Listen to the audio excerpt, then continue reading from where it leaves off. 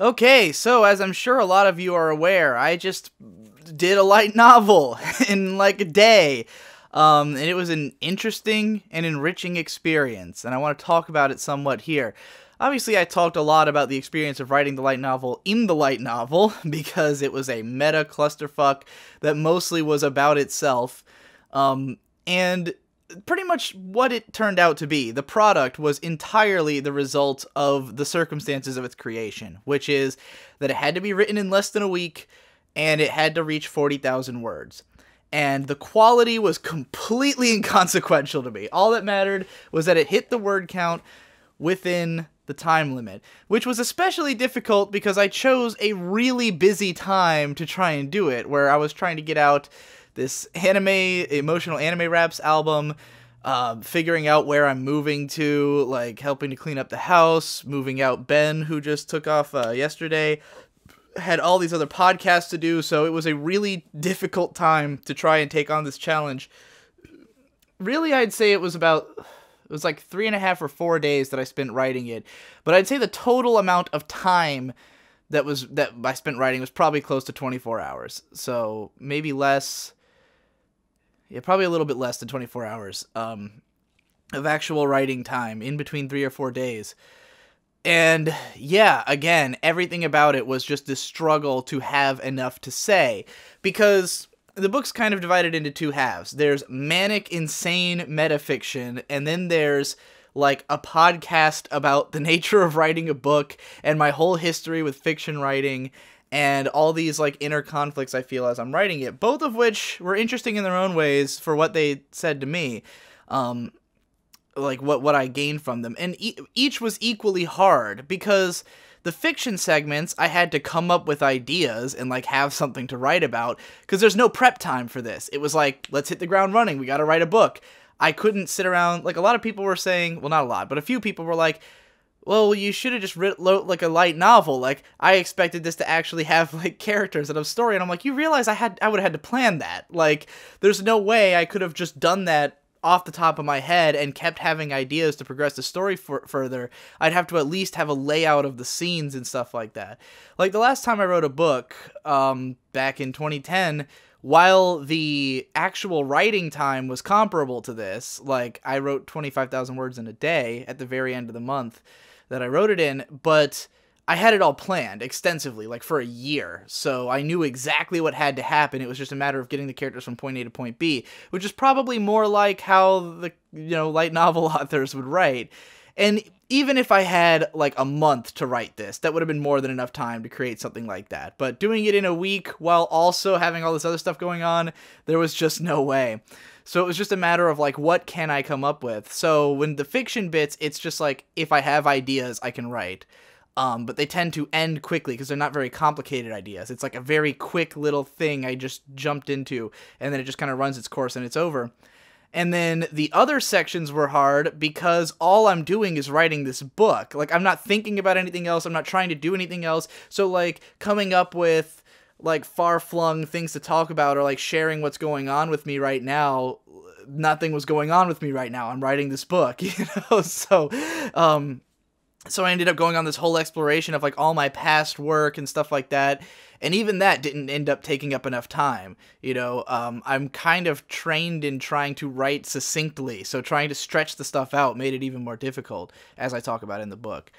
But in spite of all those limitations, and also the fact that the audiobook is extremely affected by the time constraints, because it had to be entirely done, like, that day. The day that it released is when like, that morning I finished recording it, and then that night I edited it, and I just didn't have enough time to edit the whole thing well. Like, the whole first hour, I just cut out all stops, like, all breaths, all stops, and it just flows nonstop, and it's, like, headache-inducing. Then the second 2 hours have, like, barely any editing. I just cut out mistakes and long pauses, and so those feel, like, really drawn out and weird, and podcasty and stuff.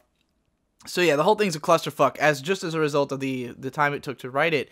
But on the other hand, for what it is, it was actually really interesting and impressive, I guess, even to myself. I didn't expect it to have as much intrigue as it did have, you know. And it sort of reminded me what my strengths and weaknesses are as a writer, as well as like kind of inspired me to want to write more fiction. Because I kind of came to terms with a lot of old things. In a way, it's similar to the old ass anime cast. Like how in those videos I sort of, you know, take something that's been niggling at the back of my mind for all these years and put it to bed. That's how it felt with this book. Like as I was going through all my old fiction writing and like, you know, analyzing what my style was like back then, like talking about all these unfinished stories and like explaining them, and it kind of felt like the weight was off of my shoulders finally for all those things. And like I could move on, because I feel like part of why I haven't been able to write fiction for the last few years. And yeah, bear in mind, this was the other limitation other than the fact that it's a 1 week time span, is the fact that I don't write fiction. This is literally not what I do. I haven't written any fiction in years. You know, I never like completed a story. I've never been like a big fiction writer. So that was a challenge in itself, just like remembering what it's like to write fiction at all for the parts of it that actually are fiction. And I want to make a note here that like a lot of even the supposedly non-fictional parts are kind of bullshit. Like some of them where I'm like waxing philosophical about some idea are just something I thought up and aren't really how I feel about things. Because I've had a few comments reacting to certain sections that are like questionable, and I was like, it's not real. It's just like what I thought would be interesting to talk about. So, you know, there's sort of a balancing act. This thing rides all over the line between reality and fiction, just constantly. But the realist parts, like where I'm going through my old notebooks and just like literally reading out old sections of stuff, you know, it allowed me to come to terms with a lot of things. And, you know, I remembered that, which I'd completely forgotten this, that I used to write a lot of flash fiction, which flash fiction is where you try to write like a story in 50 words or like, you know, 50 to 100 to 500 words, like just these super short stories.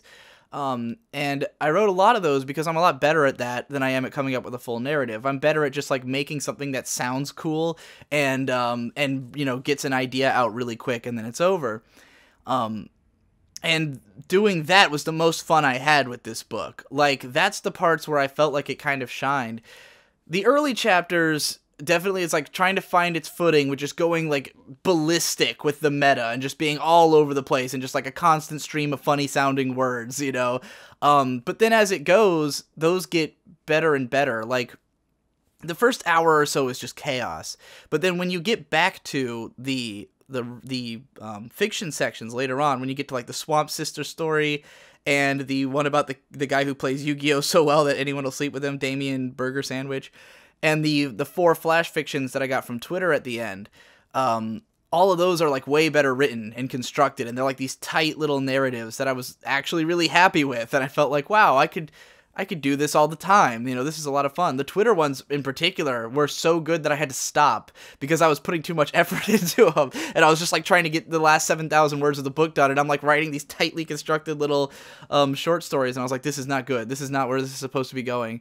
So yeah, I reminded myself that like maybe it doesn't always have to be a book that you write. You know, like fiction doesn't have to be literally writing a fucking 50,000 word novel.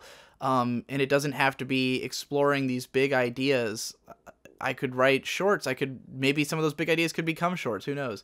You know, so it definitely gave me a jolt of inspiration, helped me to get over a lot of things. So much could be done with a little bit more time. And I was really glad, like, I didn't know what to expect from the reaction to this, because, like, the thing about this book is that this is totally an unguarded stream of conscious. Like, this is not like the stuff I usually present on the internet. This feels like something I would have written back when I wrote fiction, because it used to be that my blog posts and stuff were like just ideas flying out of my brain as fast as they could, and they were often abrasive and edgy and sexual and violent and insane and meta, and like that's all stuff I've kind of curbed out of my writing over the years, all stuff I've tried to put to the back because it's embarrassing, and when it's not done well then it looks like shit, you know? And so it was almost nerve-wracking to publish this thing that I realized, like, this is, this is not what people know me for. I'm used to more careful, measured, written analysis, or even my vlogs. I think about them before I record them, And granted, this was the time to do it, if any time, to, like, let loose, is that more and more people know me for my vlogs, more and more people know me for my music, which is very emotionally unguarded, so, like, if there was a time that I felt like people would get where this was coming from, it would be now. Like, imagine this before Digibro After Dark, before that was a thing, if you'd only seen my main channel and you just jumped into this, you'd be like, what the fuck is happening?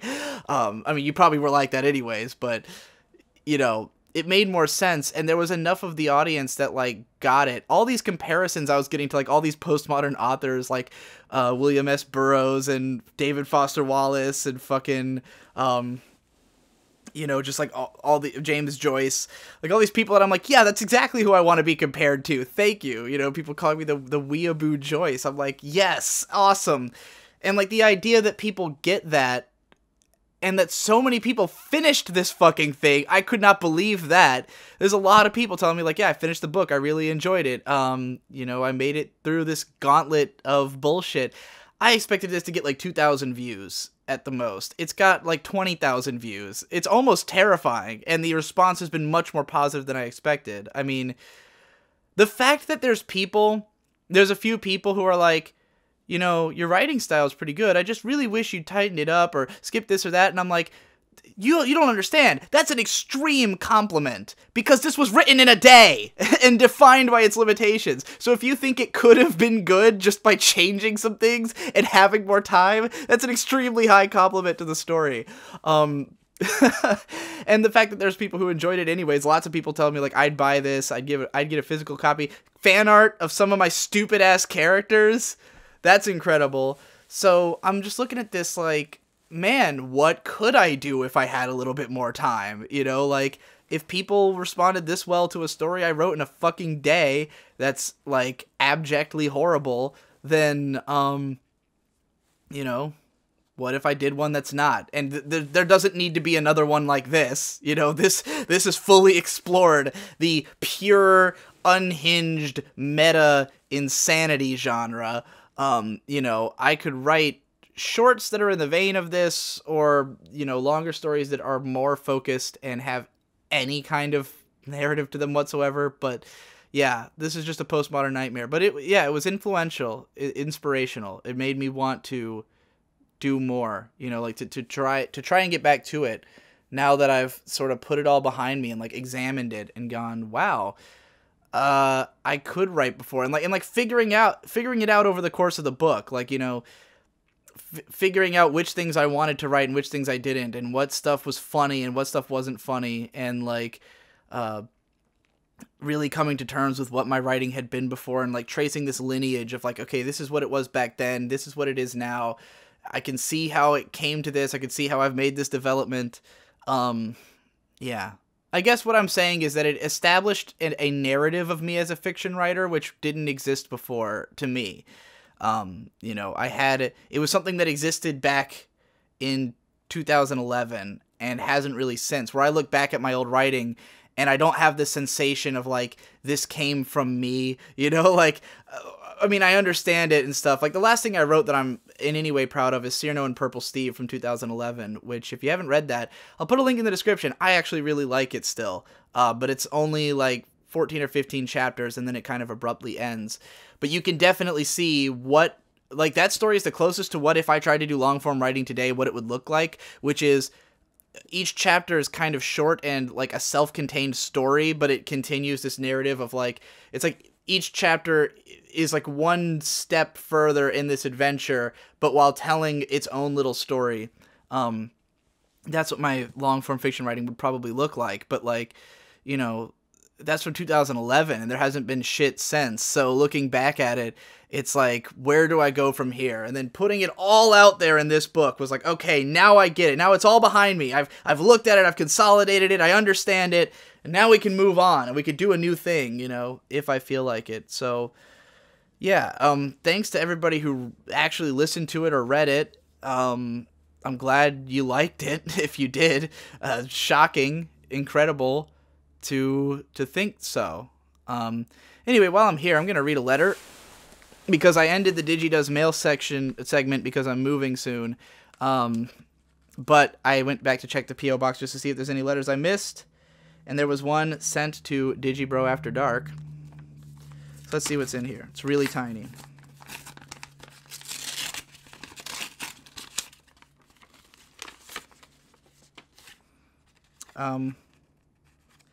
There is an ABBA album cover. It says, songs include Thank You for the Music, Dancing Queen, Knowing Me, Knowing You, Mamma Mia. It's handwritten track list on the back. And then there's a paper that says ABBA on it, and on the back it says, Dear Digibro After Dark, I want you to listening to ABBA songs. I like to see you are singing and dancing to their songs. ABBA is great pop group from Stockholm. We send you an album so you can pick any songs what you like. We wish you a thank you for the music. From Steven from Toronto. ABBA. Well, I guess I'll go listen to ABBA.